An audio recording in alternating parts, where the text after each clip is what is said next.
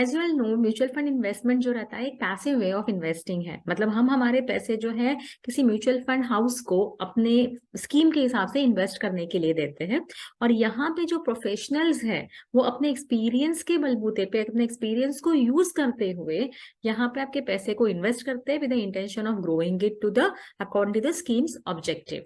आप जब भी किसी एएमसी में इन्वेस्ट कर रहे हो, फॉर एग्जाम्पल आप एक्सिस म्यूचुअल फंड में इन्वेस्ट कर रहे हो, तो axis mutual fund that is AMC में आप इन्वेस्ट नहीं कर रहे, तो एक्सिस म्यूचुअल फंड काफी सारे इन्वेस्टिंग स्कीम्स जो है म्यूचुअल फंड के चलाते हैं।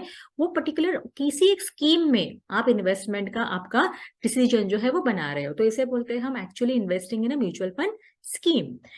एज यहाँ पे हमें एक समझना जरूरी है कि म्यूचुअल फंड या म्यूचुअल फंड स्कीम, तो कोई भी फंड या स्कीम ये इंटरचेंजेबली यहाँ पे यूज होता है।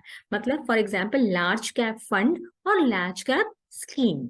म्यूचुअल फंड जो है वो एक ट्रस्ट है, अपने आप को ट्रस्ट के हिसाब से वो एस्टैब्लिश करता है, रजिस्टर करता है। जब भी एक म्यूचुअल फंड इन्वेस्टर इन्वेस्ट करता है म्यूचुअल फंड में, तभी उसे एक्सेस मिलता है अलग अलग सिक्योरिटीज में इन्वेस्ट करने का, बिकॉज उसे म्यूचुअल फंड के जो ऑब्जेक्टिव्स है उसको ध्यान में रखते हुए इन्वेस्ट किया हुआ है। तो अपना जो फंड मैनेजर है वो सिक्योरिटीज बाय करेगा, जो हो सकते हैं equities related, bond related, money market securities, जो आपको पता ही है एक दिन से लेके 365 डेज के बीच में रेंज करते हैं, और भी कई सारे securities depending upon what exactly the investment objectives are.